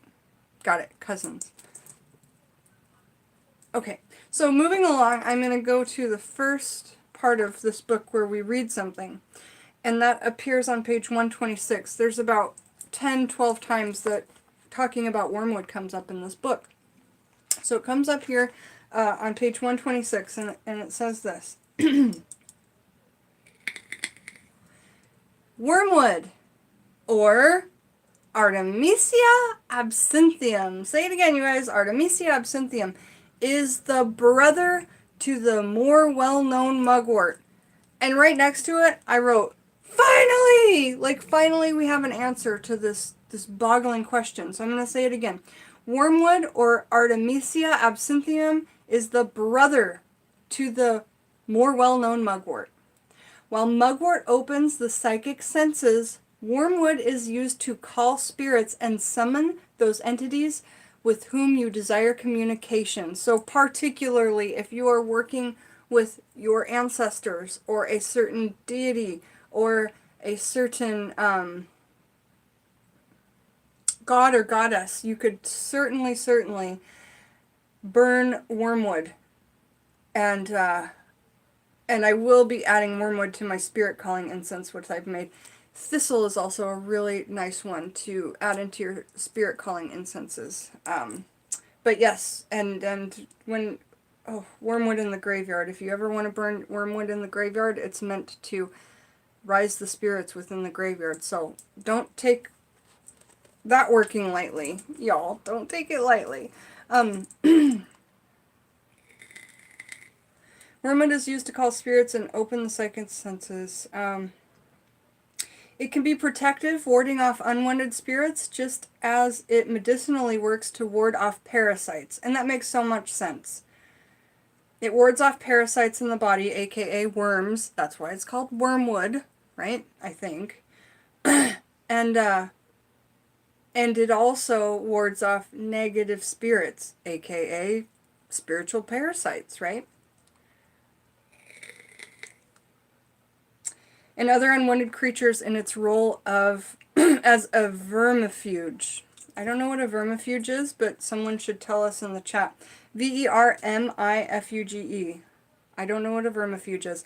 The spirit of wormwood is fiery and sometimes trickster-like, appearing to some as a devilish figure unless fashioned into the drink absinthe, where it then appears as a green Victorian fairy. My own vision of absinthe spirit fit neither of these images and manifested as, or possibly summoned as, a small gaggle or impish spirits who circled around the house where we were drinking. So that's what it says right there, just this stint on wormwood. It finally summed up, okay, mugwort is the brother. And saying that made me understand how that plant family tree worked. Vermifuge is anti-parasitic drugs. Perfect! You know what else is a vermifuge, you guys? I'll tell you. Well, it's not an herb, but diatomaceous earth. You can't breathe it, but you can drink it. I used to mix that with fresh orange juice every morning and chug it. What else do we put in there? Turmeric. Lots of really good things. Oh, black walnut hull oil, but you can't use that for a very long time. But that black walnut hull oil was like, that one actually worked fast. And it probably had wormwood in an additive. Okay, so the next one we've got here is, it comes up in a it comes up in a modern flying ointment. Now I'm going to tell you what's in this modern flying ointment, but I'm not going to read everything on here. It's got beeswax, olive oil, myrrh, mugwort, wormwood, parsley, vervain, sweet flag, cinnafoil, lemon balm, yarrow, datura leaves, datura seeds, 5 drops of mugwort essential oil, and vitamin E oil. Now listen to this. That's the modern flying ointment. The traditional flying ointment on the page right next to it doesn't have wormwood, and that is curious to me, because I would think it would have been in the traditional, whereas the traditional flying ointment ingredients are parsley, aconite, poplar leaves, water parsnip, sweet flag, cinnafoil, deadly nightshade, henbane, datura, hemlock, soot, and bat's blood. And these are just a list of ingredients that, historic flying ointments usually contain some of the listed ingredients. Okay, so next we are on to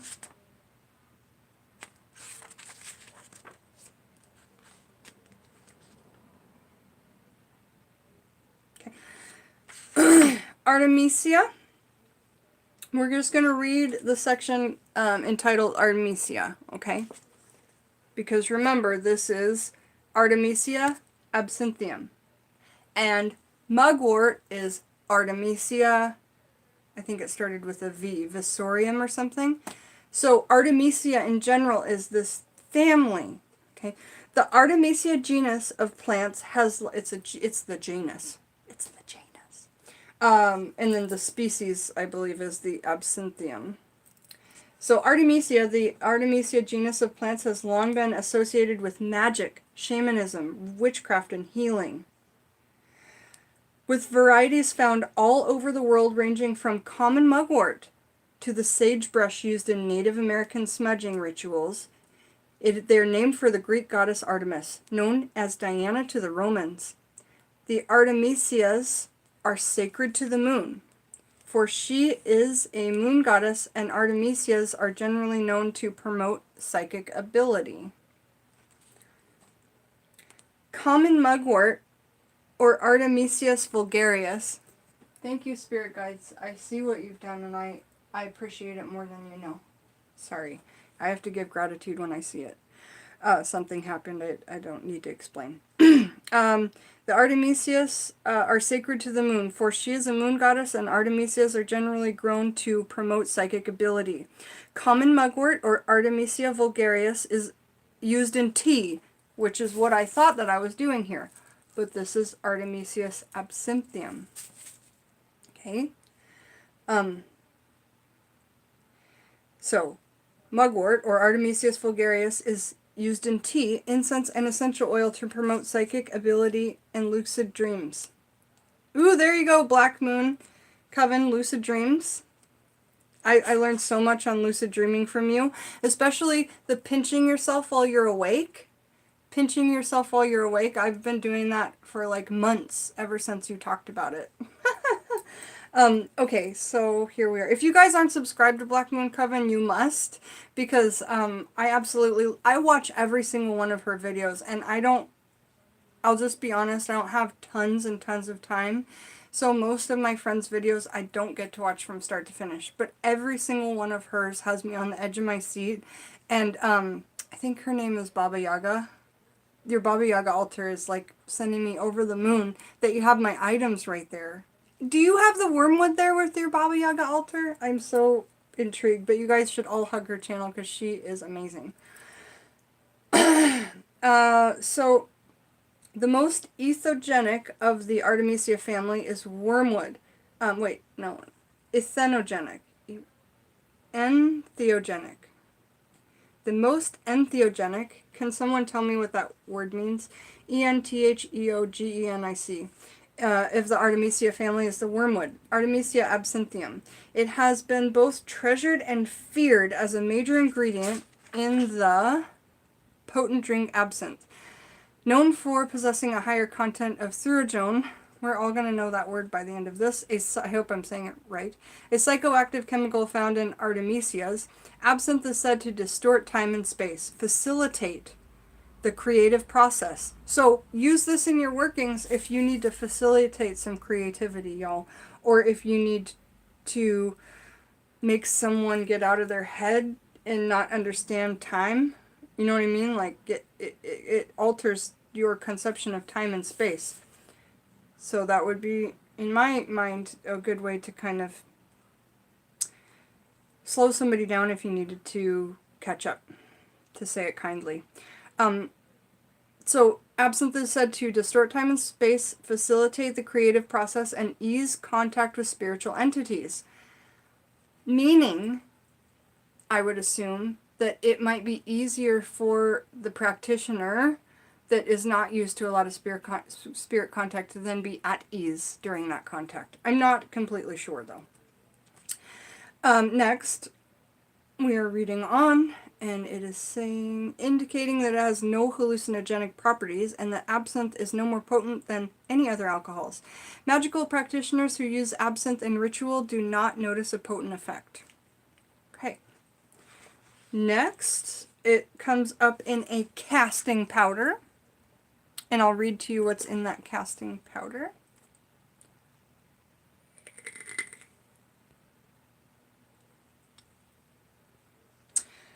The casting powder, and what is casting powder? It says, if necessary, you can even sweep up the space of unwanted energies with a besom or broom. After the space is cleansed, the green circle is cast, but rather than a wand, an herbal powder is used to mark the boundary. Much like medieval magicians of the past who marked their circles with salt or chalk, we mark with large but strict boundary with an herbal powder. Traditionally, circles are marked with a 9, 11, or 13-foot diameter. Got that, guys? So you can literally put in your witchy toolkit now a flexible tape measure or a sewing tape measure that goes around your neck. Roll that up. You could have a regular one if you wanted, but it'd be smaller to have a pocket tape measure. And you can put that in and measure 9 feet and put it in a point in the middle, bring it all the way around, and there's your 9-foot circle. There's your 11-foot circle. There's your 13-foot circle. What's in the casting powder? Cornmeal, tobacco, wormwood, yarrow, and angelica root. Thank you, Alex. I could make this right now, but I don't have angelica root, but I do know that an amazing substitute for angelica root is Albizia mimosa, and I do have that. So, if you guys would like, I could do and make this casting powder. All I need is a request for the video. So you can put that in the comments or in the chat, and I will read it after this is over. So next we find wormwood on page 245 in this book, The Plant Spirit Familiar, which is so amazing on so many levels, you guys. My throat is sore. I'm going to get through this video, though.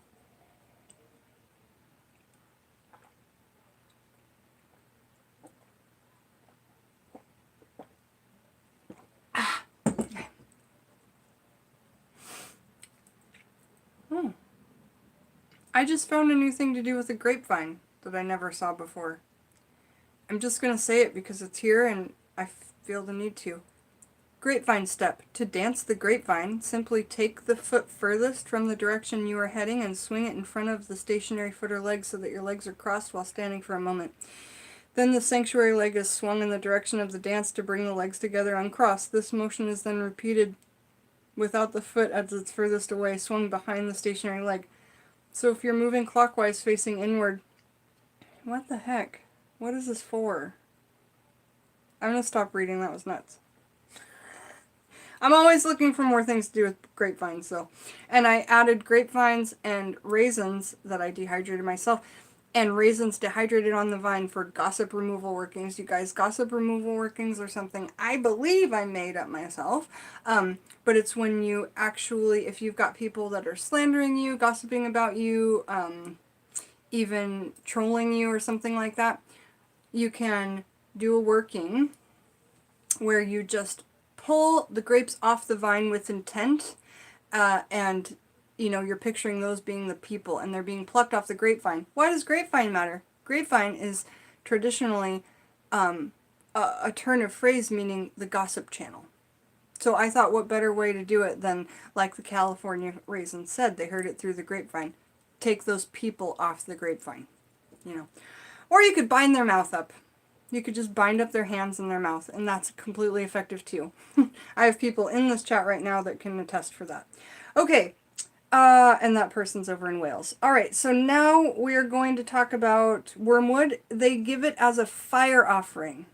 And this fire offering contains wormwood, tobacco, and nettle. Okay? Fire offering. And then next it comes up and says wormwood, Absinthium, The homeopathic uses for it. Thank goodness somebody brought up homeopathic uses. Could this book not have done it?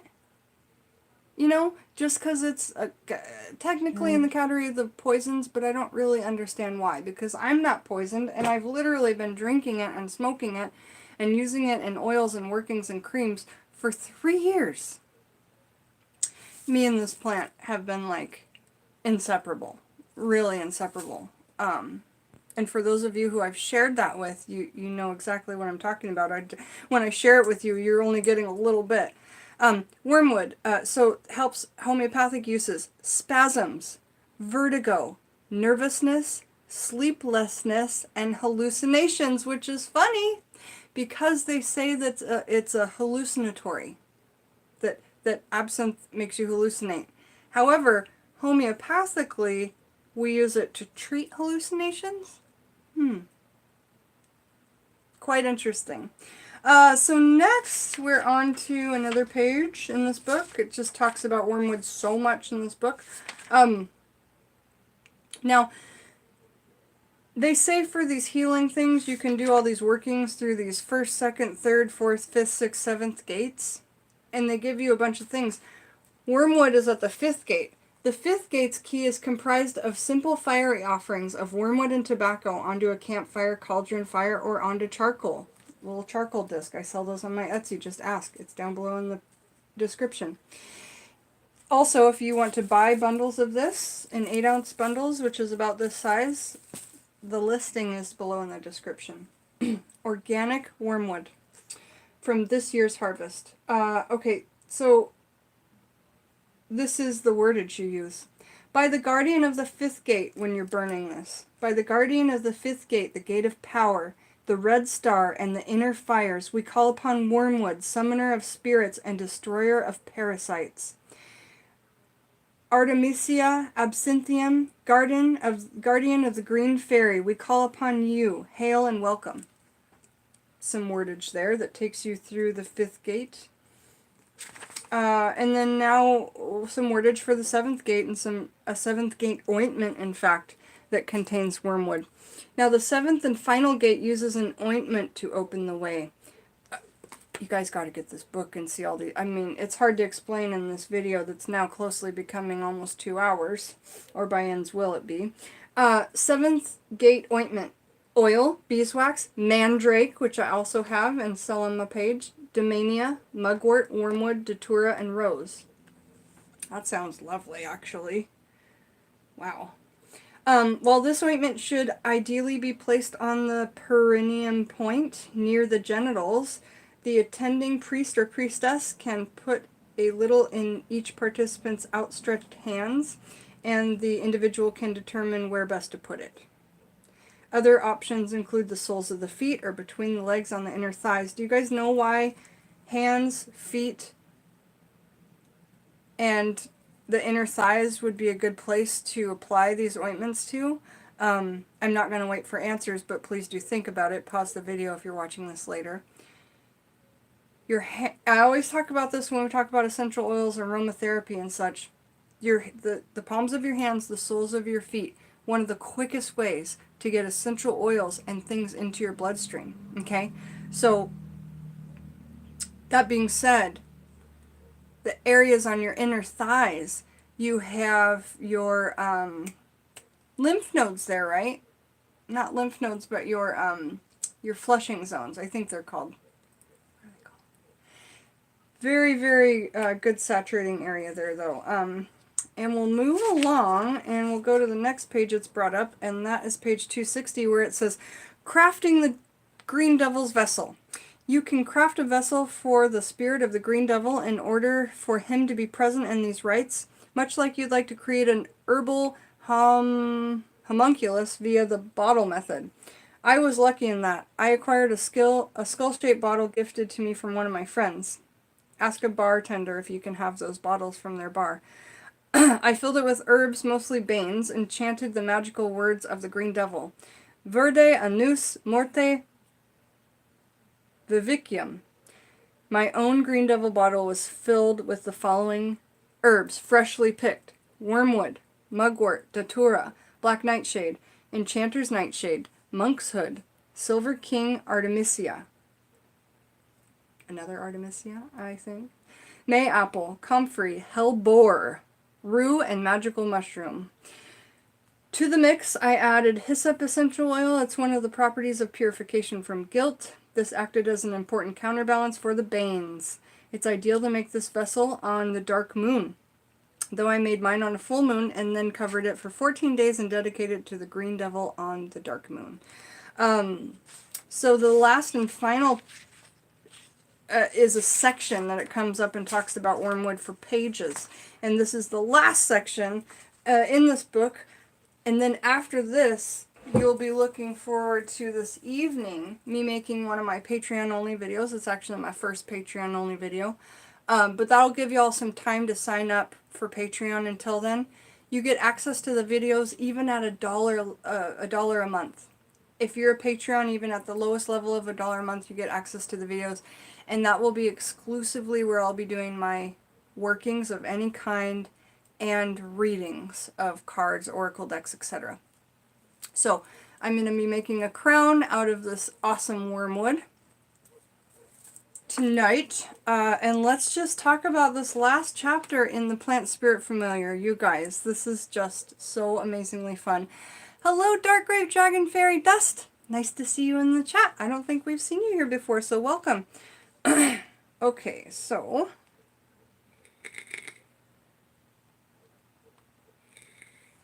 try and figure out where to start here.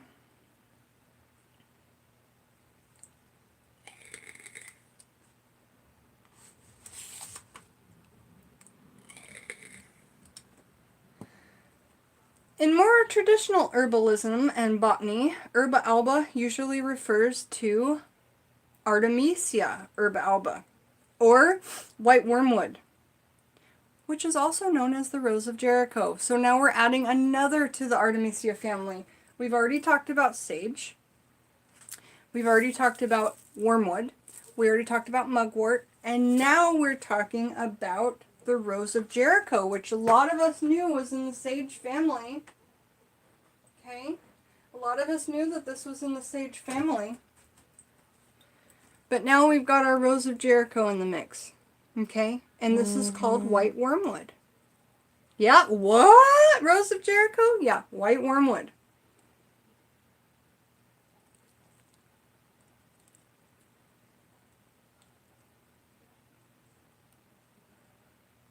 So, and inside you can see she has some crystals, she's got coins, and it's amazing because you think that these plants, when they dry up, don't hold on to stuff. There's tons of stuff in there. She grabs with her little hands and holds on tight. This is Gertrude, if you guys haven't seen her before. I have not reopened her since the Texas trip, okay?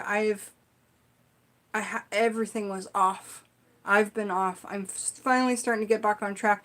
But I will be reopening her after my move. I'm not going to open her up again until after the move. So, but anyway, Rose of Jericho, white wormwood. Okay, let's keep going with that reading. Now, if you guys remember in my Rose of Jericho videos, or one of the many Rose of Jericho videos I made, I got to this section and I was so confused. I was beyond confused. And I remember, Thomas, I think you were there too. I had no idea what I was reading because I was confused. But now it's starting to make sense, so let's talk it. Artemisia herba alba, or white wormwood. It is also known as the Rose of Jericho. Like most plants in the Artemisia genus, including common mugwort, sagebrush, tarragon, white wormwood possesses a long history of magical and medicinal lore. Its smoke can be used to prevent the influence of harmful spirits and malevolent magical practitioners. So now I need a Rose of Jericho just to like burn, which makes me sad, but not if it's helping with those types of things.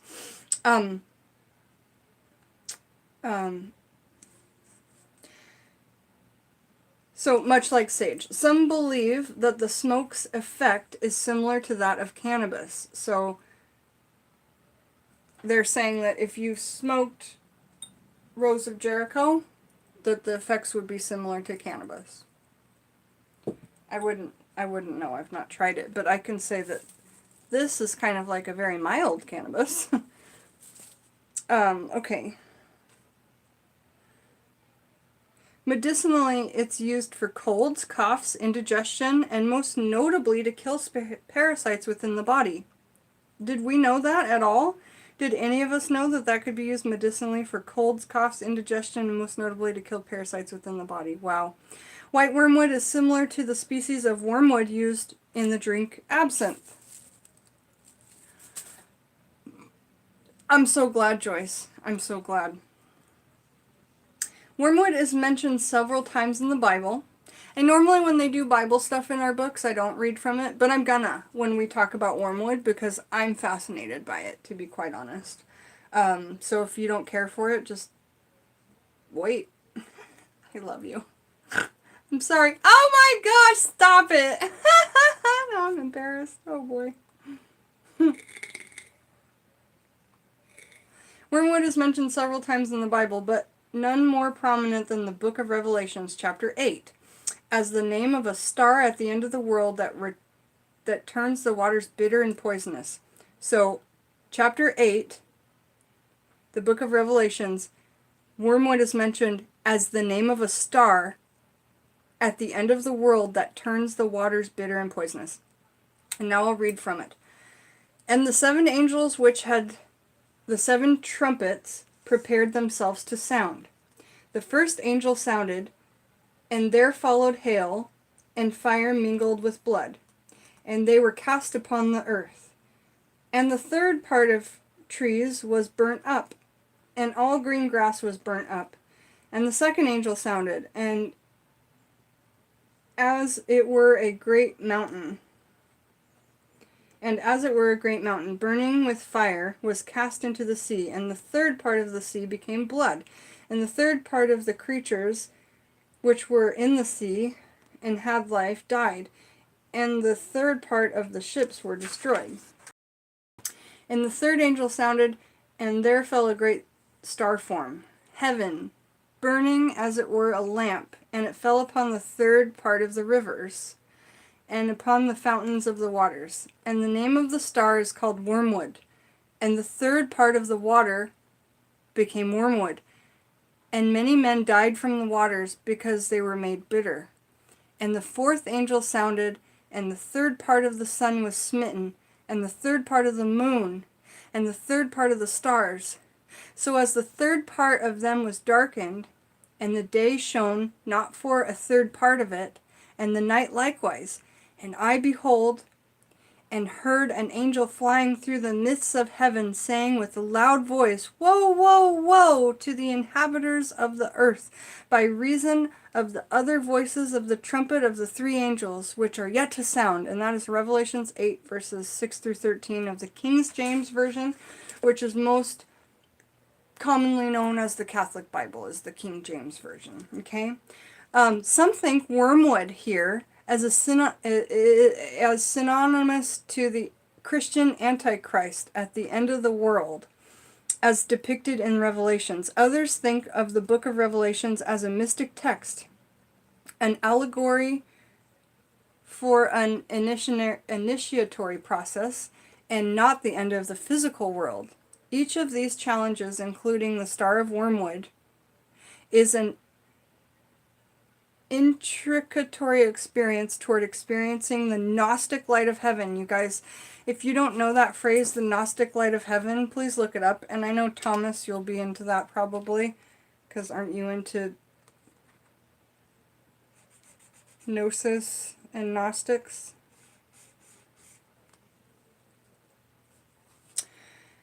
Thomas is Uncle Badger, Uncle Bacon. A Christian legend tells us that wormwood sprang up from the depression in the ground left by the serpent as it exited the Garden of Eden after the fall. So I'm going to say that again. A Christian legend tells us that wormwood sprang up from the depression or the hole in the ground left by the serpent as it exited the Garden of Eden after the fall. Okay. I like that, 1818. For those of you who don't know, Kundalini, look up that word, K-U-N-D, Kundalini. Kundalini. It completely has to do with like a vibration of a serpent coming up around the spine and the chakras. An awakening of spirit, if you will, but there's a lot of ways that the yogis describe it. Anyway, Kundalini, my whole entire lifetime of learning religions, Kundalini in one form or another has popped up. And I want to say that when I learned the story of the Garden of Eden with Lilith, it blew my mind and everything I've ever thought of that part of the Bible. Okay? And so look into the Gnostic Light of Heaven, look into Lilith, look into the story of the Garden of Eden with Lilith, and then remember that.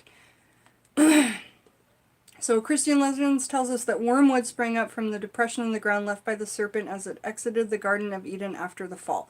Some use this story to illustrate the malevolent nature of wormwood as evidenced by its relationship to the serpent. And again, that's why I want to put wormwood into a serpent herb category, because I love working with snakes, serpents, etc. At least those who see the serpent as a villain of the story do. For those who see the serpent as the champion of free choice and the seeker of knowledge, then the herb it leaves in its wake, wormwood, would also champion the causes of free choice and the quest for knowledge. So again, you guys, you can apply these thoughts to your witchcraft. Are you on a quest for knowledge? Are you on a quest of free choice and representing everything that stands for? Use wormwood in your workings. Okay? If you need wormwood, Etsy listing is down in the description. Okay? For many Gnostic Christians, the serpent is the hero of the story, echoing times when the serpent image was a symbol of creativity, knowledge, wisdom, and power in pagan cultures. Wormwood, as a part of the Artemisia family of plants, is also associated with... Slow down, Jennifer! Slow down!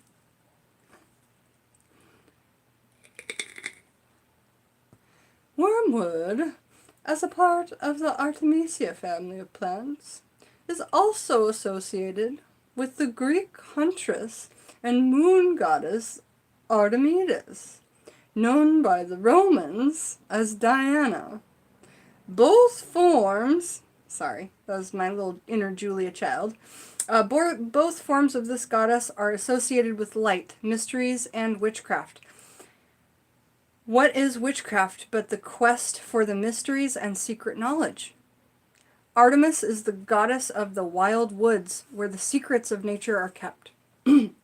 Only those who venture forth will discover their secrets.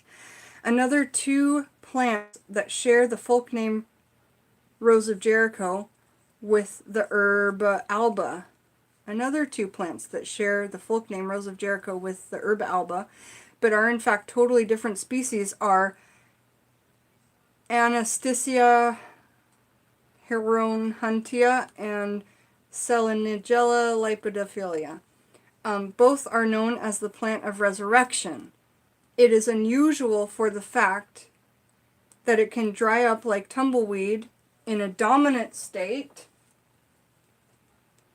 And the story of the Rose of Jericho and how it travels as a helper is so beautiful. Remind me to tell you guys that story before we're done here. I love that story.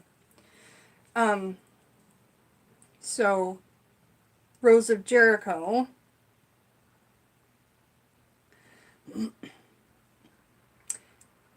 Both are known as the plant of resurrection. And it's unusual for the fact that it can dry up like a tumbleweed in a dormant state but be resurrected with water. And when you put that in water, it opens up and it's huge and she spreads out in all of her glory. It's amazing. This cycle of drying and rebirth can be done many times with one plant. I do it every 2 weeks, normally. Both plants are associated with the opening and closing of the Virgin Mary's womb and the resurrection of Jesus. The city of Jericho is an interesting name for any of these plants. It is located in the lowest permanently inhabitable state on earth. It is located in the lowest permanently inhabitable state on Earth, far below sea level. Jericho is one of the oldest continuously inhabited cities in the world.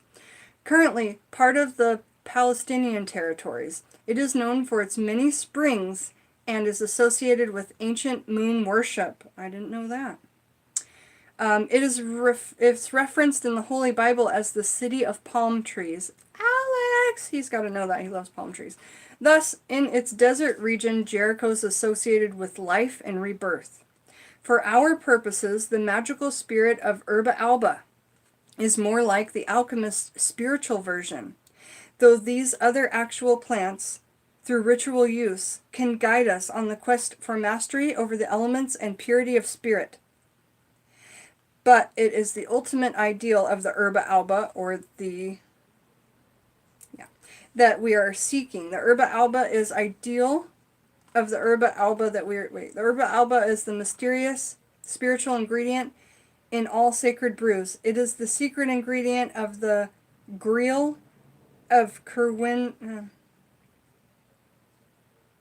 Ceridwen's cauldron of inspiration.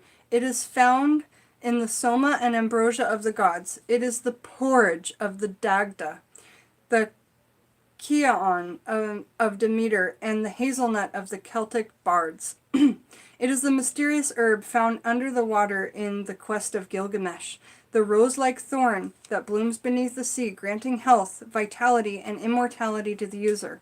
It's the miraculous secret of the first Noah,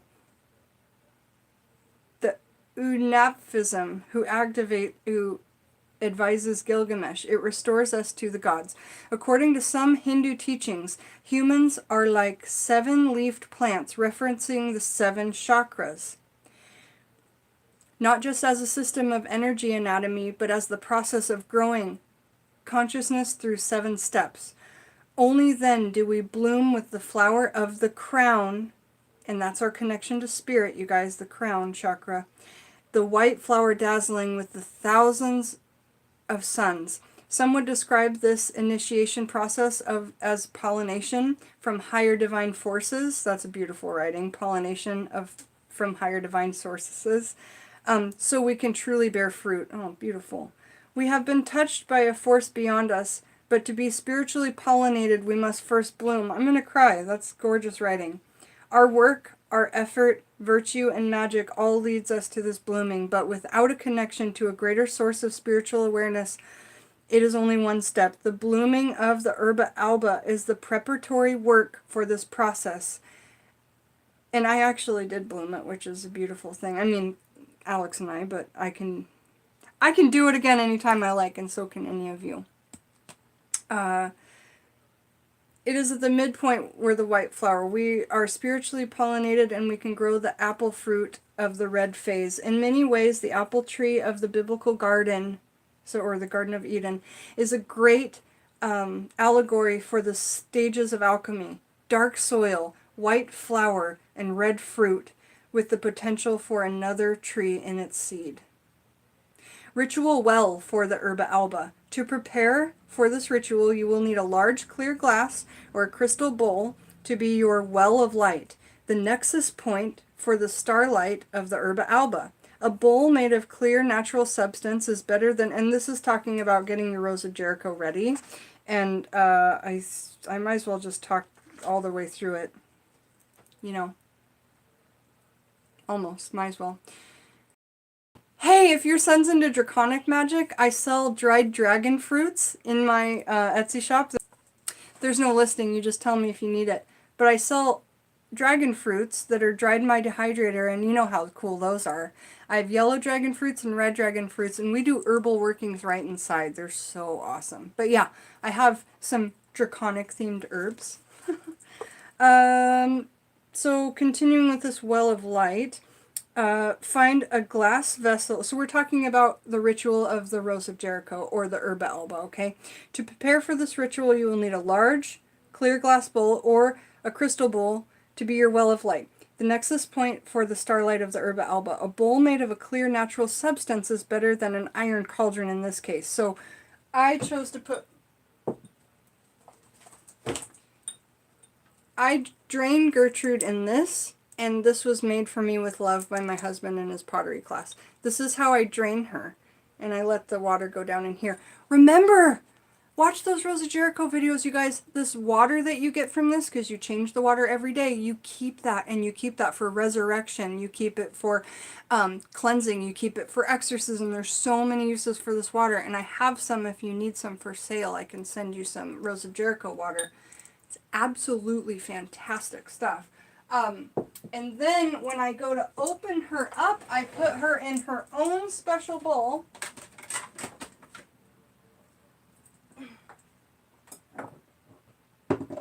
Which is here. Now, when she opens up, when I put water in her, she expands and fills this whole entire bowl and just blossoms into this big, beautiful... And at that point, you can see all the crystals and coins and other things that I've given to her for offerings. Okay? So, all you need it to be is a well of light, though. You can use an old, or a new or old or cleaned out, fish bowl. You can open it in a fish bowl. You just need to make sure that you do have a well of light and that a bunch of light can get in there. And then when I go to dry her out, I take her out of the bowl, save the water, of course, and then let her drain on top of this. Okay? And that's my ritual, and I use the same pieces of pottery every time. You know, they're dedicated to that. And I feel like you're going to get your best effects when you dedicate something to something, and it's like, that belongs to Gertrude. That's her thing. What? You gave bowls and plates to a plant? Yes, I did. Because she gives so much to me. So, continuing with the ritual. Bowl made from a natural substance is better than iron cauldron in this case. A true copper, silver, or gold vessel would do, but most of us have an easier time finding glass vessels. Acquire some clear spring or well water. I use well water from my mother's. It is best if you can obtain it from a spring or well directly yourself, or from a location sacred to you and your traditions. Obtain several powerful herbs, ideally fresh, and among them would be Artemisias, such as wormwood or mugwort. If you can obtain a resurrection plant in the form of the Rose of Jericho, all the better. So they're saying that even if you don't have a Rose of Jericho, you can do a ritual well for the herba alba. Interesting. We'll have to try that, I suppose. But if you have a Rose of Jericho, all the better. Though it's not native for most of us, and I always prefer to use the native plants whenever possible. The Rose of Jericho is used in some forms of hoodoo and New Orleans voodoo. It is also possible to obtain from specialty shops, mail order, etc. The bowl, I'm going to get them on my Etsy shop ASAP, you guys. All I have to do is get a little extra money, and I will get a bulk of them on my Etsy shop. The bowl needs to reflect light, so the ritual is best performed on a sunny day or a moonlit night. If done indoors, a single candle is needed to catch the light upon the water. This ritual can be facilitated with a small sacrament of wormwood in its many forms, but this is not necessary for success. Cast the green circle, which we talked about earlier in the book, and I walked you all through it, and do this ritual as the body of the work. Fill the bowl with water, and then add your green allies to the mix. Speak these or similar words. I call to you, O herba alba, white herb of light within all the green world. I call upon the watcher, the Atman of nature. O bornless essence of the green, eternal and beyond, yet within and without, illuminate me with your light, O rose eternal. Offer me the secrets of the resurrection and the light. May my own green grow black, white, and then red with power. Illuminate me on the path, so I may climb to the starry heavens and beyond. So mote it be. Stir the mixture counterclockwise in the direction of the stars, and gaze into the water. Let the water settle. Hold the bowl within your lap as you sit on the ground, and or place it in a small altar where you can gaze upon it. Feel it connect to the ground around you. Feel it draw in the light of the green. Feel this well connect into the depths below.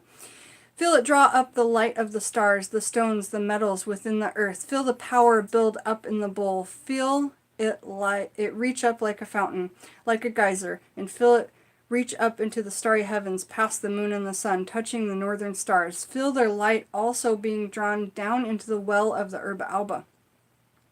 Gaze into the brilliant light of the Herba Alba well. Feel your consciousness and even your body being drawn into it. Become one with the light of the well. Feel your consciousness cycling over and over again.